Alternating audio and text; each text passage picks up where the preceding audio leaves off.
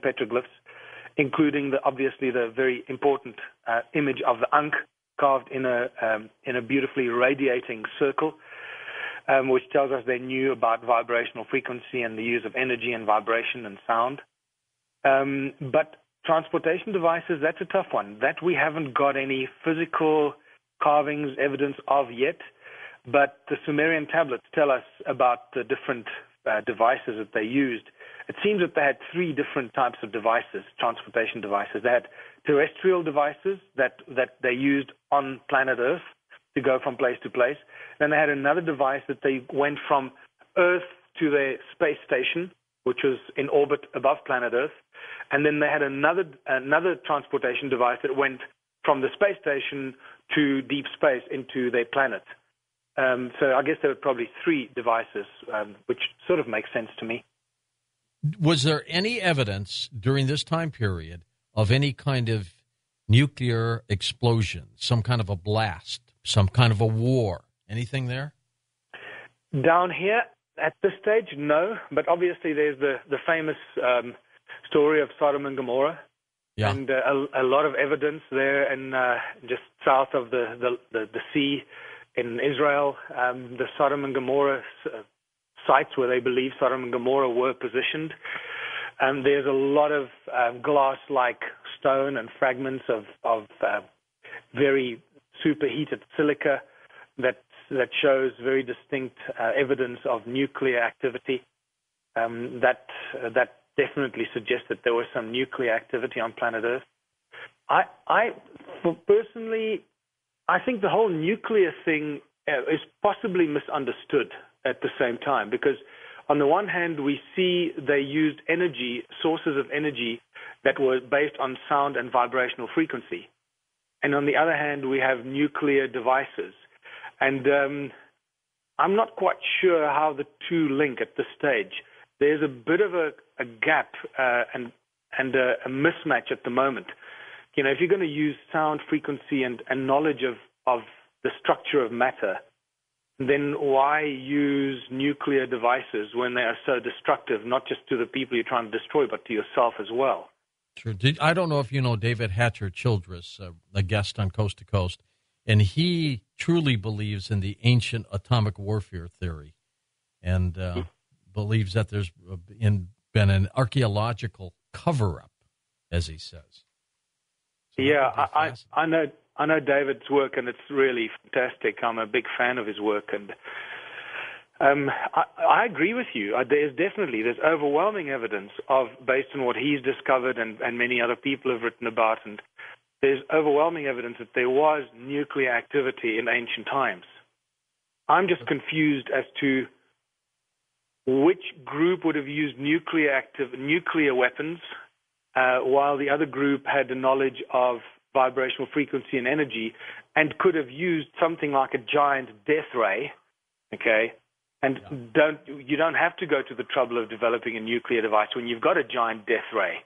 You know, why pollute your planet and your atmosphere with nuclear explosions if you can just use a death ray, which is a lot less harmful to the surrounding areas?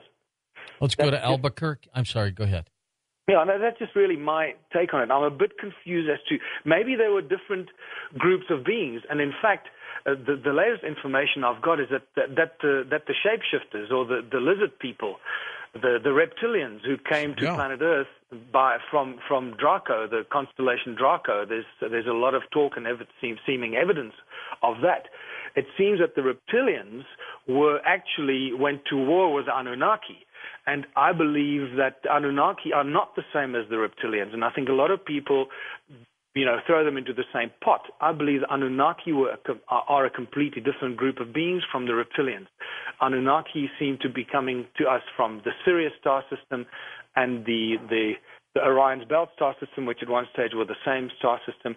And then we get the arrival of the reptilians, who really caused havoc on planet Earth. And I believe that the reptilians actually are behind the control on planet Earth today and are probably the driving force and the dark, sinister side behind the Illuminati. All right, now we go to St. Paul, Minnesota, east of the Rockies. Go ahead, William. You're up. Hello, gentlemen. Consider this. there seem to be some indications that the Annunaki never completely left, and that there may be a presence that has been on Earth, and they've been manipulating us genetically and otherwise, and monitoring us ever since the fall of their civilization in Zimbabwe. For an example, there used to be over 100, something like 15 different species of man 100,000 years ago, of which we, in all our forms today, are the sole remainder.